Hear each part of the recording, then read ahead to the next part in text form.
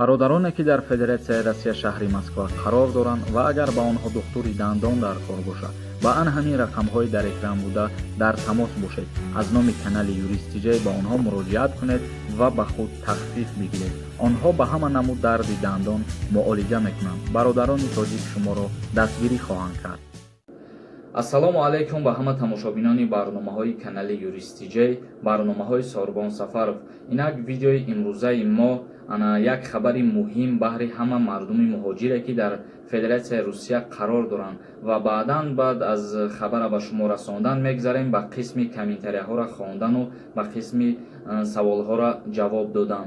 Чӣ хеле ки мо ба шумо қайд карда будем, гуфта будем, мо аз ипас тасмим гирифтем ки камубеш қонунҳои Федератсияи Россияро низ аз худ карда биомӯзем ва ҳуқуқу уҳдадориҳои муҳоҷироро дар Федератсияи Россия то чени мефаҳмидагимон бифаҳмонем ки дар куҷо мақсад чӣ хели фармони нав биромад ё ки дар куҷо бояд чӣ хели рафтор кунанд. Умуман аз ҳуқуқу уҳдадориҳошон бохабаршон кунем ва иншааллоҳ кӯшиш мекунем ки қонунҳои Федератсияи Россияро бештар биомӯзему ба шумо сари вақт пешкаш бигардонем.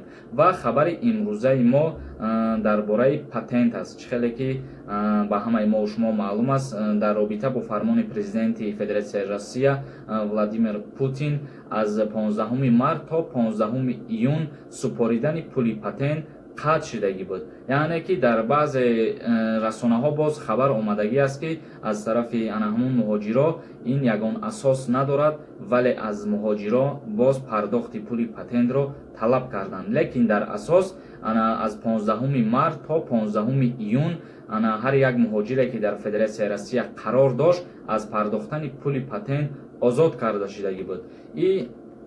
ба шумо фаҳмонем дар бораи ҳаму фармони биромадагии патент. ва ҳозир бо мегзарем як хабари навша.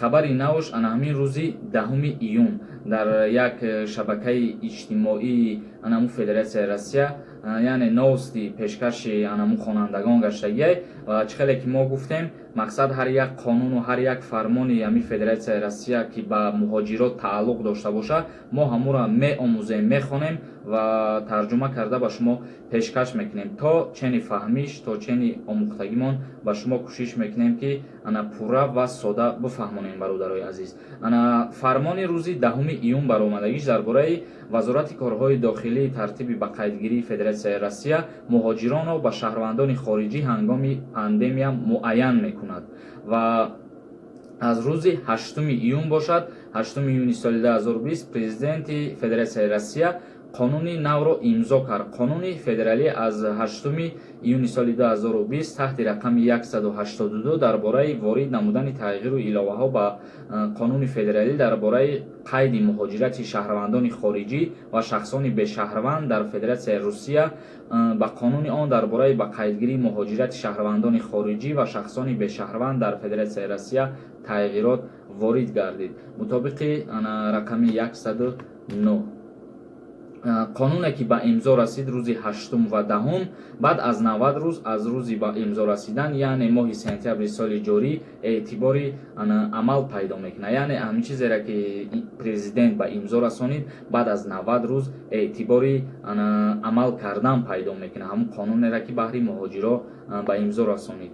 тибқи қонуни нав, шаҳрвандони хориҷӣ ва шахсони бешаҳрванде ки дар Русия манзил доранд метавонанд ба дигар шаҳрвандони хориҷӣ манзили истиқоматӣ воқеӣ пешниҳод кунанд ва ҳамчун мизбон амал кунанд. яъне ки хеле роҳҳои осон ва чизҳое ки мушкил буд осон карда шудааст. ва бародаро, инак ҳамин буд хабари имрӯзаи мо оиди новости Россия ки барои муҳоҷиро бештар тааллуқ дошт. на ҳар як шаҳрванди ҷумҳурии Тоҷикистон, балки ба ҳама муҳоҷирое ки аз ҳама давлатҳо дар ҳамҷа қарор доранд. бародарои азиз, як чиза бо ба шумо расониданием ки ҳар як чизеро ки тарҷума мекунем, мақсад ҳамуро дақиқ ба юридически тарҷума кардан камтар душвор аст. ба ҳамин хотир мо то чени метавонистагимон ҳар як чизи қонуну фармону Федератсияи Россияро мехонем ва бо